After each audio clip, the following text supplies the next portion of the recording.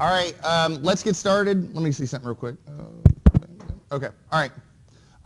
If my mic dies during lecture, apologies. I forgot to charge it yesterday. I had co-op, and I brought my mic with me, but I ended up not recording for co-op, and then forgot to charge it. Sorry about that. But hopefully it will be all right. I'll charge it between now and or when we end class, and then concrete and steel and whatnot. Okay. I graded your second set of meeting minutes. We're good there. Today we're going to continue on with the loads. We're going to do a full-blown example on how to compute dead loads on bridges. The only other thing I'll mention is we got 18. Now, I'm not mad at y'all, and I know a couple of you are sick and have had some stuff going on, and that's fine. You know, life happens. I'm okay with that. But get the message out to your teams. Come to class. All right. What I want to do today is this. Let me see if I can undo this keyboard without disconnecting anything and everything. So what we have here is a cross-section, and what I want to do is I want to compute the weight of this cross-section, and specifically I want to look at dead loads and live loads and things of that nature. Okay? We're going to do live loads a little bit later, and the way that we handle live loads are going to be a little different, because we're going to take what you learned in structural analysis and basically adjust that through the use of live load distribution factors. Okay? But right now, we're going to take this cross-section and we're going to do dead load computations through and through. Now, I'm going to take this and I'm going to split it up into a series of components. Okay? Now, in order to do that, I actually am going to need a little bit of help from you. Let me do this. So let's start off with DC1. Okay, DC1 is, if you recall, what's the difference between DC1 and DC2? Anybody remember? DC1 are the loads that are applied to the non-composite section. DC2 are the loads applied to the composite section. So what I mean by that is DC1 are all the loads that the girder has to resist by itself. Okay? So let's list those loads out.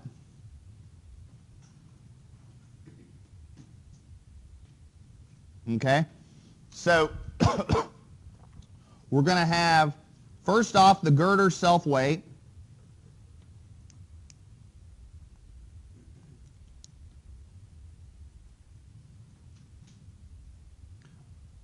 We're going to have what I'm going to call miscellaneous details. Okay? And what I mean by miscellaneous details are the cross frames, the connection plates, the stiffeners, the bolts, the studs, all that stuff, all the other little, components that comprise the girder framing system. Okay? Third load,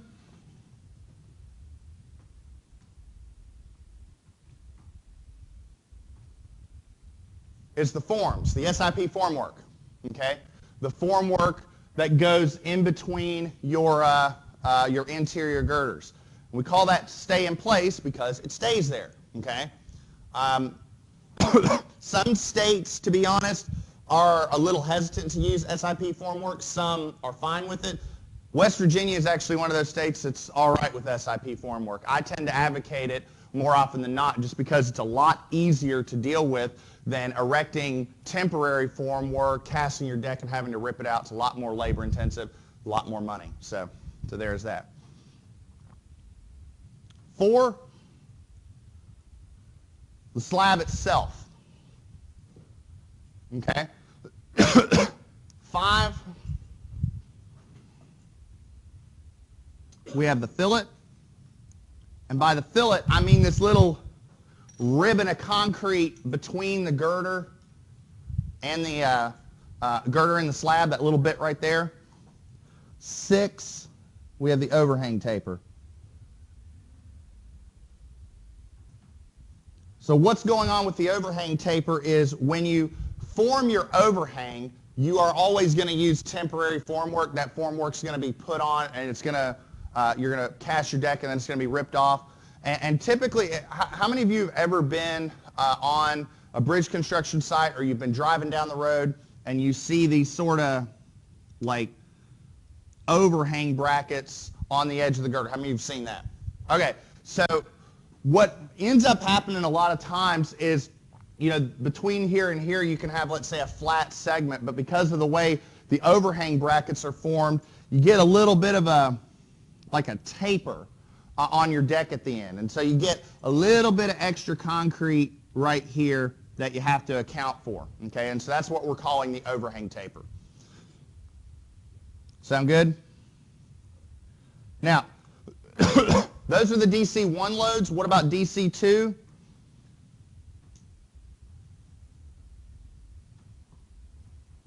Is there anything on this cross section that you can see that I have not accounted for?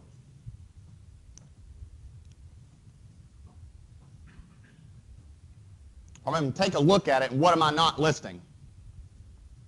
Say it again? The barriers, the parapets. So the barriers and the parapets are going to be placed on the structure after the concrete deck cures, after it becomes hard. Okay? So the concrete deck and the girder are going to compositely resist the weight of those barriers.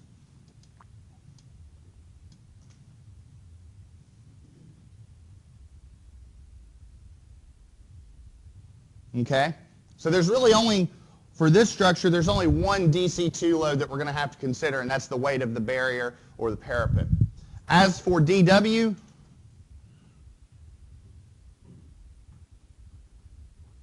there's only one that we have to consider, and that's the future wearing surface.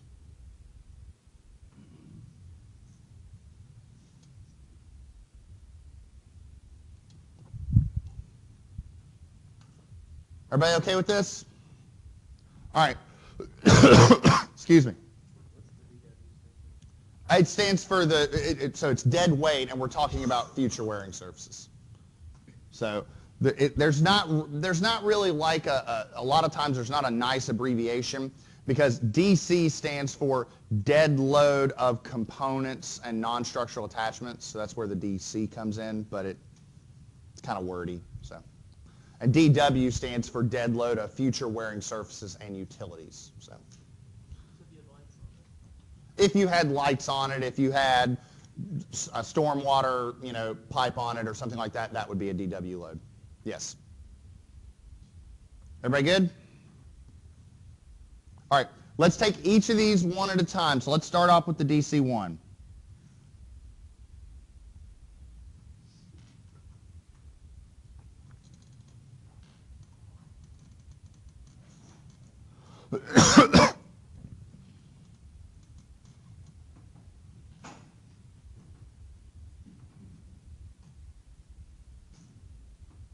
All right, last time we computed an area of the girder when we looked at section properties. Does anybody know what the area of this girder is? We did this in Excel. Y'all remember this? Let me see if I can pull it up with my pen.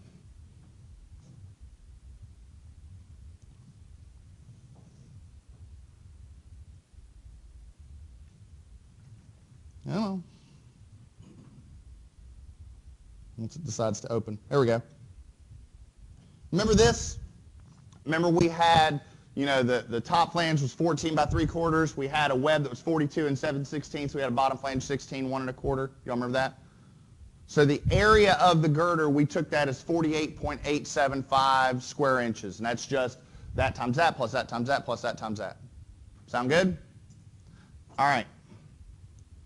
So we know that the area of the girder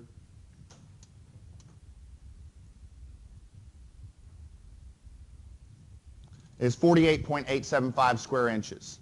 I propose that the weight of the girder is going to be the area of the girder times what?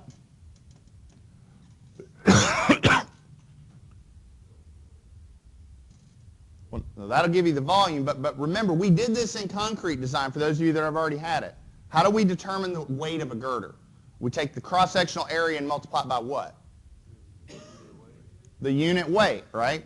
So we would take the unit weight of steel and multiply it by the area of the girder.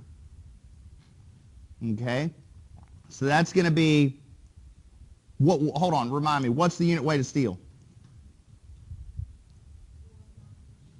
490, right? 490 what?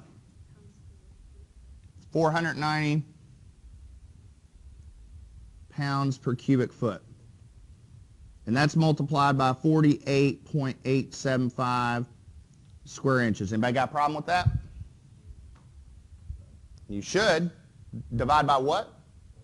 No. We do not divide by 12. We don't divide by 12 cubed. We have to convert this square inches into square feet.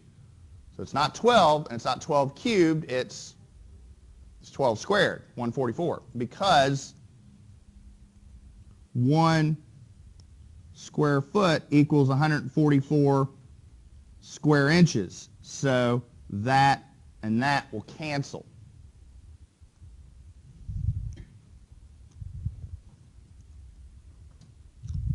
Help me out.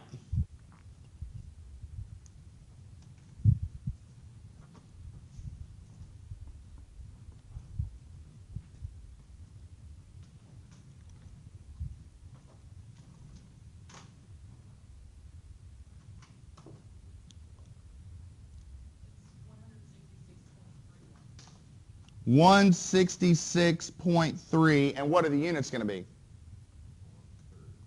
Pounds per foot. So that's how heavy the girder is, 166.3 pounds per foot. What? Per length, yes. Because remember, how would you compute the entire weight? You'd take the unit weight times the volume, right? But if you want the pounds per foot, you would take that and divide it by the length. Well, what is the volume of the girder divided by the length of the girder? It's the cross-sectional area, hence what we're computing here. Everybody okay with that? Now, I'm going to throw a little bit of a wrinkle in this. Oh,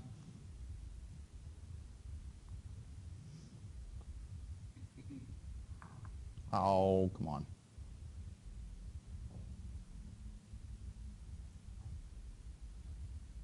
If you recall, the girder looks like this.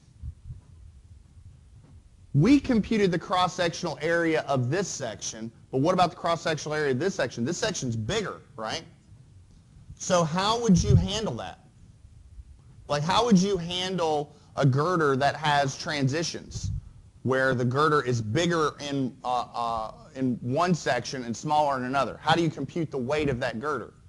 Well, you do the exact same thing. You'd still take the unit weight times the area, but the area is not going to be, 48 point whatever, okay? What's going to happen is you're going to have an area here, and you're going to have an area here, and you're going to take a weighted average. So you'll have like 48.87, what have you, times 63, plus whatever area this is, times 54, plus 48.8 times 63, and divide that by the total length to get a weighted average of the area. Then take that and multiply it by 490 pounds per cubic foot to get a weighted average weight per foot. Does that make sense? And so that's going to be the case if you have a steel girder and you have a transition. To be honest, probably not a big deal in most concrete applications, because most concrete applications are going to be pretty prismatic. They're going to be the same shape along the span. Sound good? Not always the case, but more often than not. Okay. All right. Next we have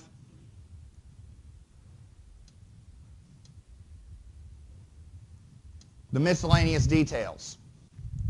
Okay, the miscellaneous details. What I'm talking about is I'm talking about the excuse me, the bolts, the connection plates, the shear stiffeners, the diaphragms, or cross frames, whatever you decide to use.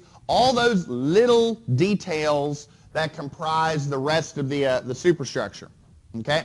Now, am I going to make you compute every single little bolt and every single little plate? No. Okay? But we do need to account for it. The easiest way to account for it is to assume a percentage of this. Okay? So we are making an assumption here.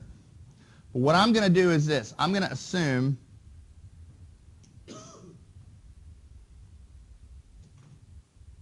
%5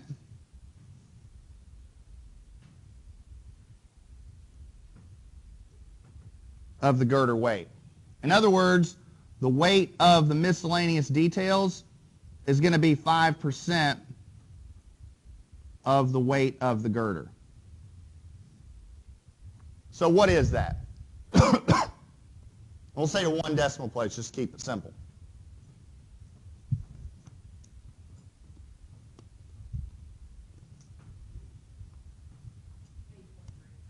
$8.3? Do I got a second on that? Yeah. All right.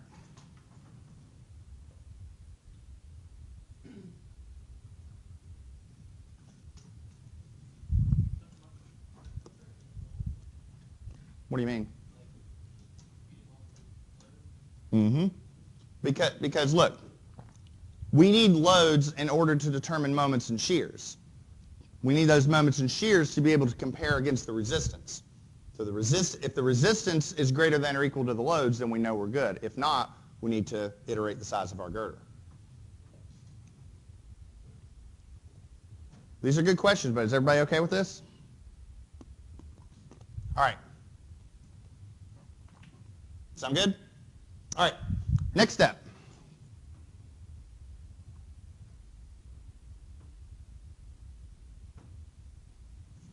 The SIP forms. Okay, now here's how we're going to go about this. All right. Where do the SIP forms exist? Like, where do they exist on the structure? Well, I propose they're here, here, and here. Right? That's where they are. They're in between the girders. Okay? Now, what is that dimension? Well, let me ask you an easier question. What's this dimension? This is 10 feet. So what's this dimension? It's 10 feet minus what? A 1 flange width, right? Because we come half on one end, half on the other, right? So this dimension is 10 feet minus the flange width. All right?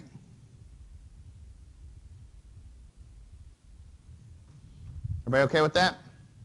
Now remind me, what was the flange width for this problem?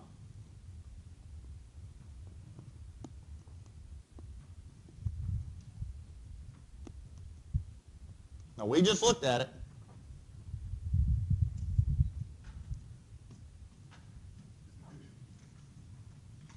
How about now? It's 14 inches, right? So right off the bat, do you see an issue? 10 feet, 14 inches. Pay attention to this stuff. This stuff's important. Okay. So is everybody okay with that length? All right. The only other thing that we need is a weight. We need to know generally how heavy SIP formwork is. Now, when in doubt, how would you know how would you determine how heavy SIP formwork is? Like, how would you determine that? Say it again? Look it up. Yep. Call the manufacturer. Ask them. Okay? You call a Volcraft or a Nucor, deck producer and whatnot, and you're going to find all sorts of different formworks and all sorts of different weights associated. What I'm going to do is I'm going to give you a value to go off of for the purposes of this example. Okay, so what we're going to do is we're going to assume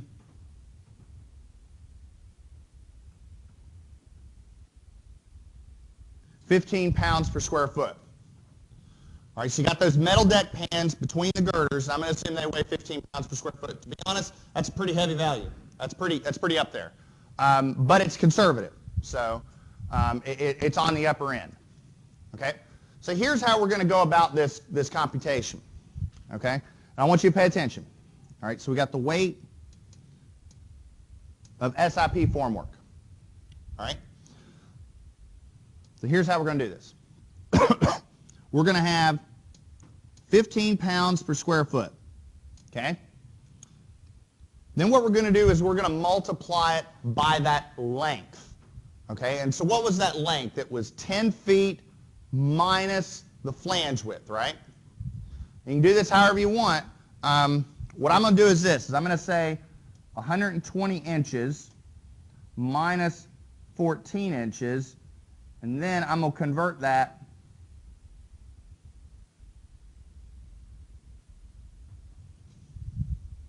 to the following. Is everybody okay with that? Now, how many of those segments are there on this bridge? 3. So we need to multiply this by 3. Are we done though? Well, no, because if you have a pounds per square foot applied over a tributary width, that'll give you pounds per foot. So that's not the issue, okay? Well, no, we don't have to consider that now because that's not there at the end. Like that's not, those overhang brackets are only there during construction. Once construction's over and the bridge is intact, those are gone. Which don't worry, we're going to look at constructability later.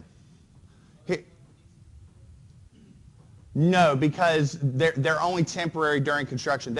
There is a separate limit state that we have to assess called constructability, where we look at the girder's performance during construction. So we'll look at just the non-composite girder and just the DC1 loads to see if the girder can survive construction. But it's not just DC1 because there's the overhang brackets, there's the temporary walkway, there's construction loading, there's a lot of other stuff going on. So don't worry, we are going to account for that later. Here's sort of what I'm getting at. This is the weight per girder, right? It's 166.3 pounds per foot that is applied to one girder. This 8.3 pounds per foot is applied to one girder.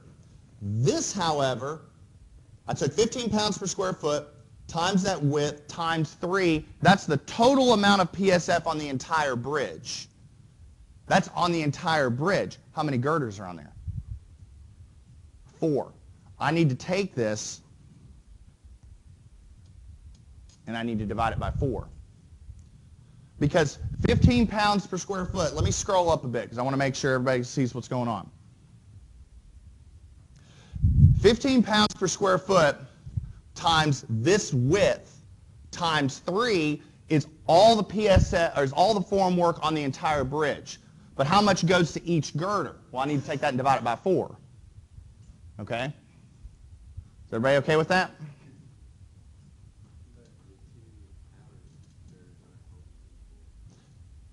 That's a great point. Okay, so what he said was that the outer girders might not be holding up as much as the inner girders. That's a reasonable point. And in some load calculations, it can make sense to distribute more load to, let's say, the exterior girders than the interior girders, or vice versa. What I'll say is this.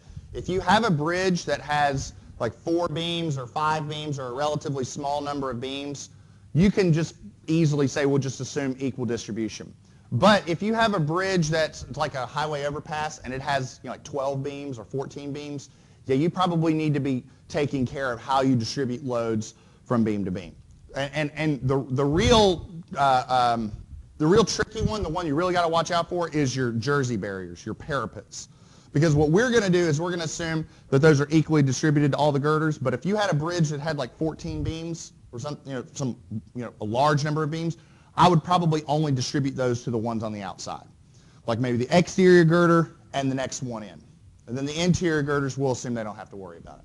So that you're designing those exterior beams for the load that they're really seeing. Does that make sense?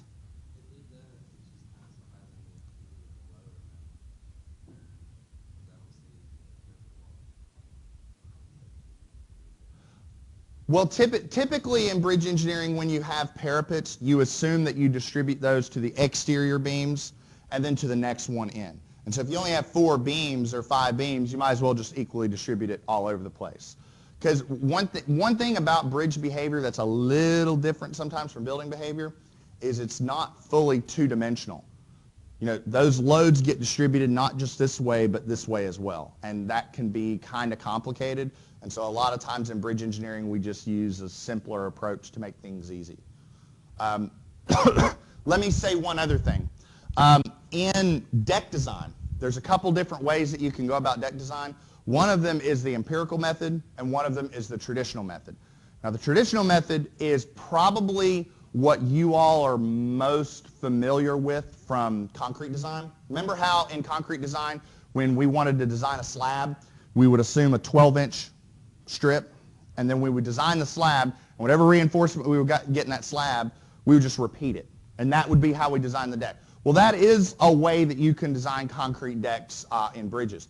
When you do that, though, what you're doing is you're sort of assuming that that 12-inch strip is kind of like a beam that has multiple supports, and those supports would be where the girders are. That makes sense? So it's not going to be as simple as just equally distributing. You're going to run this in RESA and compute a shear and moment diagram and reinforce it accordingly. So it's a little more involved. But you're taking account how those loads are distributed a little more diligently than we're doing here. Does that make sense? All right. Everybody else okay with this? Very good? These are good questions. No, that ain't going to work. Let me try the lasso select.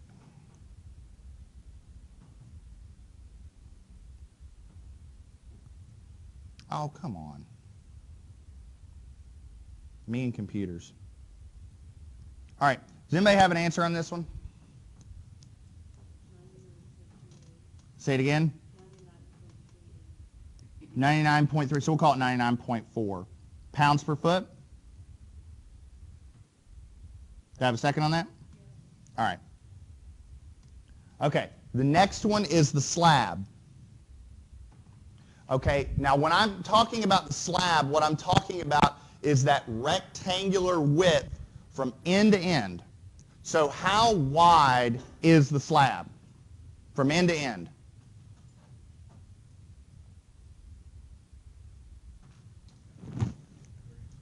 "37 feet.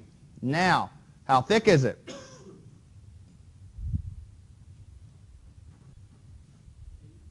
No. It's 8.5, right? Remember, when we say 8.5 with a 1/2-inch integral wearing surface, we're saying that the total thickness is 8.5, but we're assuming 1/2 inch is going to wear away. Okay? Remember how we did that from a section property standpoint. When we were computing the section properties, the strength of the section, we assumed 8 inches.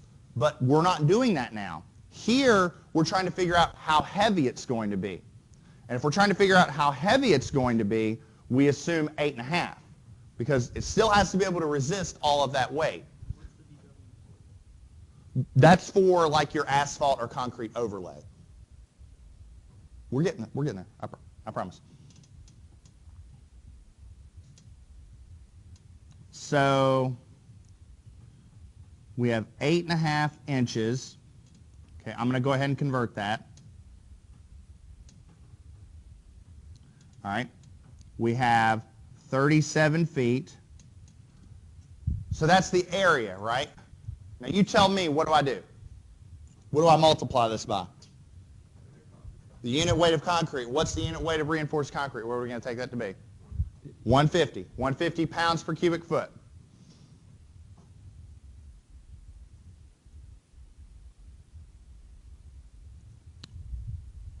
Am I good?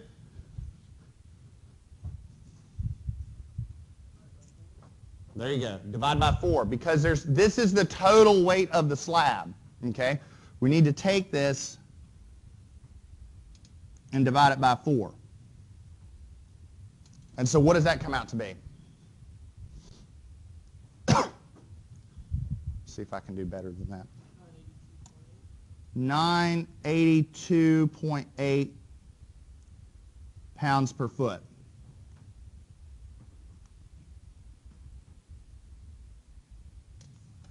That's pretty heavy, isn't it?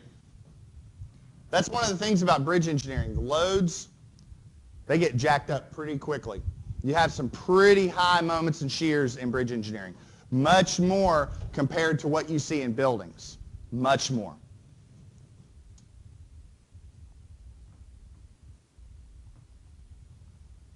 All right, what about this fillet?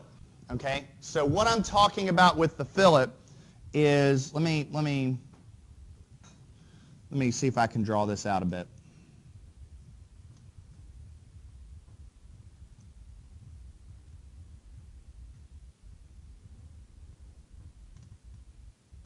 Okay, so here's the girder, right?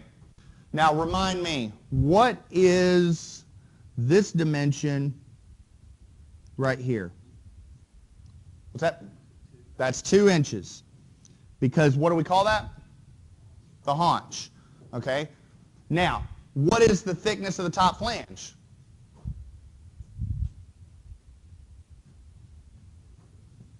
No, the thickness.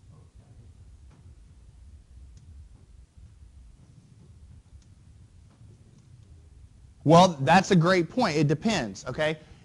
For now, I'm just going to use the 3/4, but if you were really looking at the entire girder, you would compute a weighted thickness, right? You'd say 3/4 times 63 plus 1 1/8 times 54 plus 3/4 times 63 divided by the total length to get sort of a weighted average. All right, is everybody okay with like a weighted average? Everybody okay with that? Okay. So for now, I'm just going to assume that everything's constant. I'm just going to use the 3/4 to keep it simple. But if you had, if you wanted to get a little more advanced with this, you could, and you might need to on your project. So that means that this height is what, 1 1/4? The difference between the two? Okay. And what is this width again? What do we say that was? That's 14. See, what I'm talking about with this concrete fillet is I'm trying to compute the weight of this, because it's not negligible. I mean, that is a lump of concrete, along the entire length of the girder, and we do need to account for it. So the weight of the fillet is going to be as follows. It's going to be 14 inches times 1 1/4 inches. Do I need to convert that? I mean, that's the area, right? And so I'm going to take that area and I'm going to multiply it by 150 pounds per cubic foot. And so what's the unit conversion? What do I do? Divide by 144, right? Because I have to convert each of those to feet. So if I convert the first one to feet, I'm dividing by 12. And if I convert the second one to feet, I'm dividing by 12. So I need to convert the whole thing to 144. Or by dividing by 144, I should say.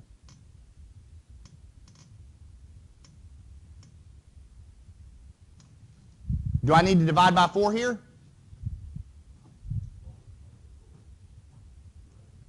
Well, okay, why would you do that? Okay, let's continue that thought. So that would be the total amount of the fillets on the whole bridge, right? Then what? How do you determine the weight on each girder? So I'm going to ask you that question again. There you go. That's a good question. This is why we're doing this, okay? So what does this come out to be? 18.2 pounds per foot.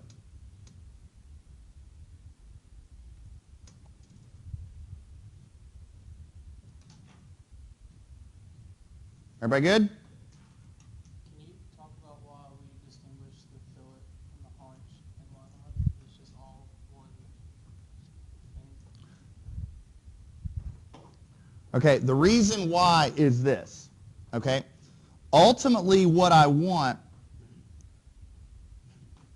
is I want a flat concrete deck on top of that, right? So what I do is I define a distance from the top of the web to the bottom of the slab, and I call that a haunch. Okay? The main reason for a haunch is because of these flange transitions. See, the flange here gets thicker, right? But I don't want the bottom of the deck to get thicker as well. So I raise it up some so that the bottom of the slab has a constant depth. That makes sense? So this is too constant throughout, even though the concrete fillet has a different thickness accordingly.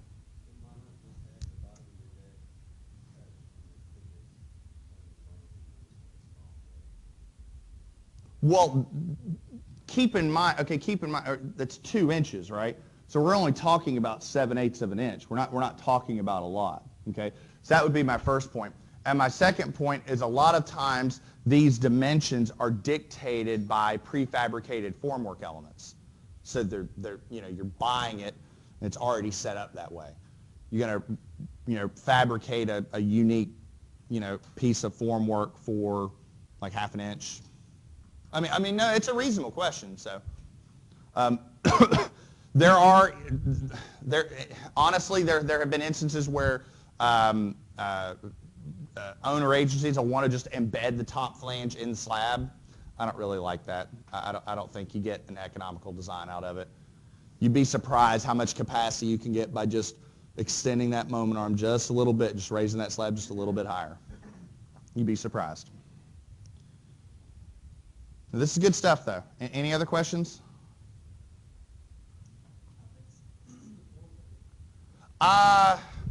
It depends. And the reason it depends is because when I say span length, I'm talking about span length in regards to the formwork. So when I say span length, I'm talking about that. What happened? Oh, there we go. So when I say span length, I'm talking about that blue distance. So if you have a longer girder spacing, it can get thicker. But we're talking about gauge thickness. When you look at SIP formwork, it's a pretty thin material, but it's not flat. It's got kind of like a corrugation, like a wave to it. And it depends on how long it is, so how long that span is. The longer the span is, the thicker gauge metal you're going to have. What's that? Well, the top of your slab, or the bottom of your slab, is usually defined by where that top flute is. So what ends up happening is the formwork goes like that, and you define the top of your slab by that. A lot of times, and I saw this on a project, for instance, out in Iowa, what they would do, and I really didn't think it was that big of a deal, but they did it anyways. They actually filled in those flutes with styrofoam so that it would cut the weight, so there wouldn't be concrete in those flutes. I thought that was a bit overkill, but that's me, because it was like a 50-foot bridge. Who cares? But that's an option. Usually when you look up formwork weights in like a Volcraft guide, it will report the pounds per square foot, and it includes not just the weight of the formwork, but the weight of the slab. And I'll show you the catalogs later where you can see how it breaks it down as to whether or not you're looking at a floor slab or a roof slab, and it's pretty involved. But the nice thing about it is it just tells you what the value is. So. Yeah, I was asking about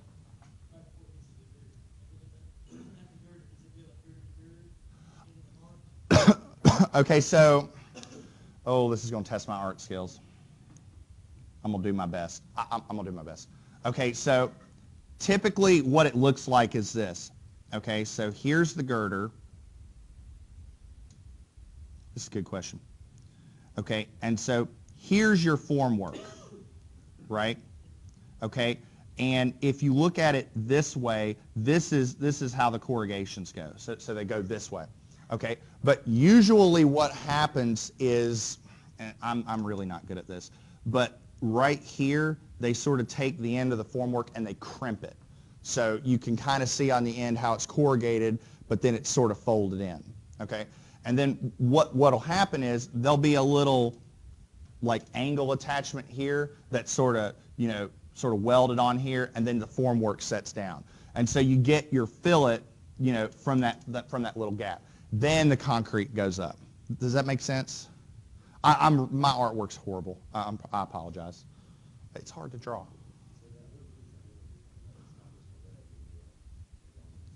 Yeah, it'll go along. Yeah, yeah, but it in and of itself is pretty negligible, like that little clip angle, because we're talking about gauge metal.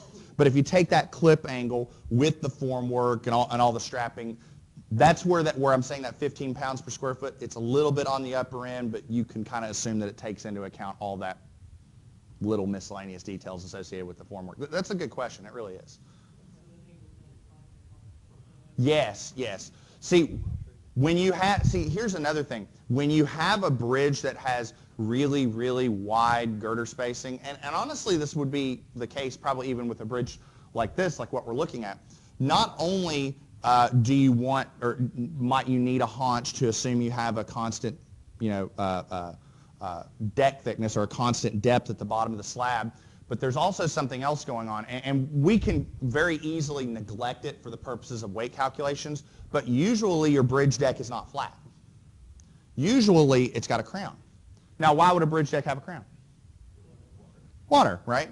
So you might tailor your haunch so that not only do you have a constant depth of your slab, but you might have your haunch such that for each girder, it's that certain depth so that it will go down like this.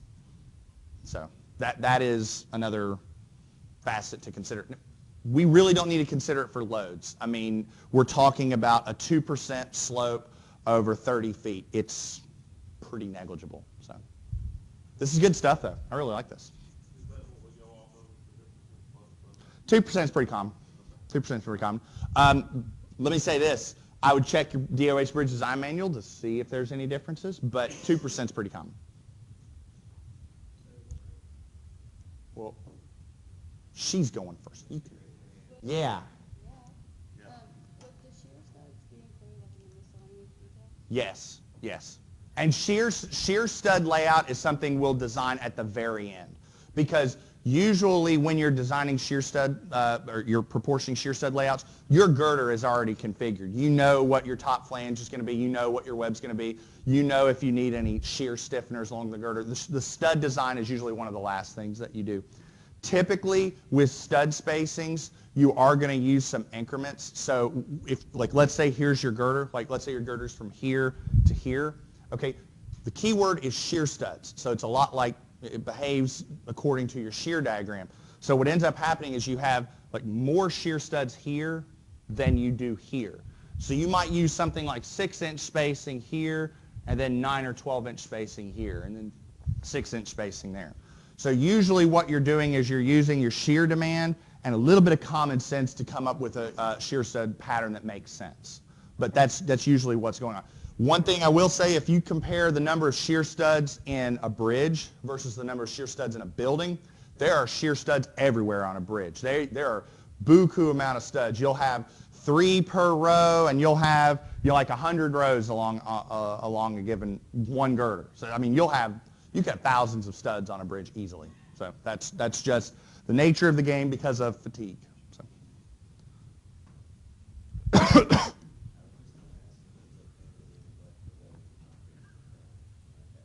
No, that's absolutely fine, because here's the thing. Whether it's flat or whether it's this, the weight is pretty identical. I mean, you can have a little bit of extra weight, but not really. Keep in mind, we are including a 1/2-inch integral wearing surface. Part of that goes into that. Yes? This is probably a dumb question. No. So does the formwork extend on top of the girders? Like, how do they get the haunch, like that space? How do they get that? From this. Yeah, so does it extend like that way, like over top of the No, girder? no, no, no. There's another set of formwork over here that goes along there. So they're separate pieces. So what's the material on top of the girder? Like the girder? There's concrete. Yeah, so how does that not, like, how do you get that gap? What do you mean? Well, like, I mean, there's a gap here, like there's a gap right there. Right. So how do you get that gap? Is that you pour it? I'm confused. I don't understand. How do you get the filler? I don't understand. It's yeah. So like no. Look. So here's oh God, that's horrible. And Oh, okay. That was a stupid question. I got it. and so you've got this and you've got that, and then the formwork sits on top here. So when you pour it, you're going to have sort of a flat slab, like that. But then there's going to be a little bit of a fillet here, and a little bit of a fillet there. There's going to be a little bit in. We do not count on that fillet for the strength of the section, but we do have to count on it because it is applying load. This is good stuff.